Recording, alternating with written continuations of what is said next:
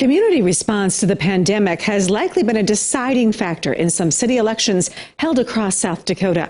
Mask-wearing mandates stirred up controversies in communities such as Brookings and Yankton, where voters went to the polls Tuesday. Yet, as KELOLAND's Perry GROTEN reports, candidates who supported mandates won their races, and some by wide margins. That's right, Angela. As COVID-19 numbers increased in South Dakota last fall, many communities looked at mask mandates.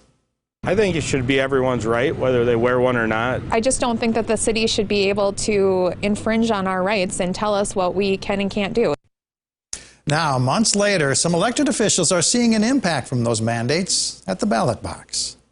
A mask mandate received strong pushback in Brookings early on, and the city's mandate was an issue raised during the campaign for mayor. At least one opponent felt that it was abuse of power, and I guess I took it as a different approach, as it was a community safety issue. Opie Niemeyer has served 10 years on the city council and sees his election to the open mayor's seat by a 2-to-1 margin as a validation of the city's decision to implement a mask mandate. The public spoke through this election, and we need to move on and come back together and get our community opened up again.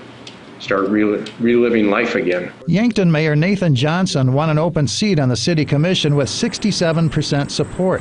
But he sees his victory as less about masks and more about moving forward. I didn't look at this election as a referendum on how the pandemic was handled the last year, just because I feel that at this point, a lot of people feel like we made tough decisions during this last year, but they really want to look ahead and to more optimistic times. And while both mayors see promising futures for their communities, especially as more people receive vaccinations, they're calling on everyone to come together to heal any lingering ill will created by mask mandates. This is a small community, and so you have no choice but to learn to live with each other and get along.